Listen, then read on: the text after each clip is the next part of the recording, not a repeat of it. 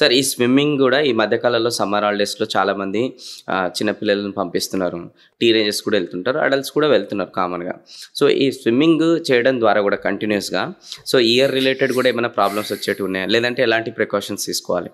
యూజువల్గా స్విమ్మింగ్ నుంచి మెయిన్గా ఏంటంటే ఈ స్కిన్ ప్రాబ్లం ఉన్న వాళ్ళల్లో, ఎక్స్పెషలీ అర్టికేరియా ప్రాబ్లం ఉన్నా, ఎగ్జిమా ప్రాబ్లం ఉన్నా, సోరియాసిస్ ప్రాబ్లం ఉన్నా వాళ్ళల్లో చెవిలో కూడా ప్రాబ్లం వచ్చే అవకాశం ఉంటుంది. అంటే ఈ 3 ప్రాబ్లం ఒక సిమ్టమ్స్ ఏంటి సార్? 3 ప్రాబ్లం మనకి తెలిసిపోయింది. పేషెంట్ సోరియాసిస్ అనుకో వైట్ ప్యాచెస్ అంటుంటాయి, ఎగ్జిమా ఉందనుకో వైట్ ప్యాచెస్ కానీ దురద రావటం కానీ జరుగుతుంటుంది. సోరియాటిక్ ప్యాచ్ కానీ లేదా సబ్ క్లినికల్ డిసీజ్ అంటాం, ఎగ్జిమాటస్ కండిషన్, ఇవి చెవులో ఉన్నట్లయితే ఈ స్విమ్మింగ్ పోయినప్పుడు నీరు పోయి చెవులో ఫంగల్ ఇన్ఫెక్షన్, బ్యాక్టీరియల్ ఇన్ఫెక్షన్స్ వచ్చే అవకాశం ఎక్కువ ఉంటుంది. కంపల్సరీ స్విమ్మింగ్కి వెళ్ళాలనుకుంటే చెవులో మంచిగా ప్రొటెక్షన్ డివైస్, ఇయర్ ప్లగ్స్ పెట్టుకోవాలి.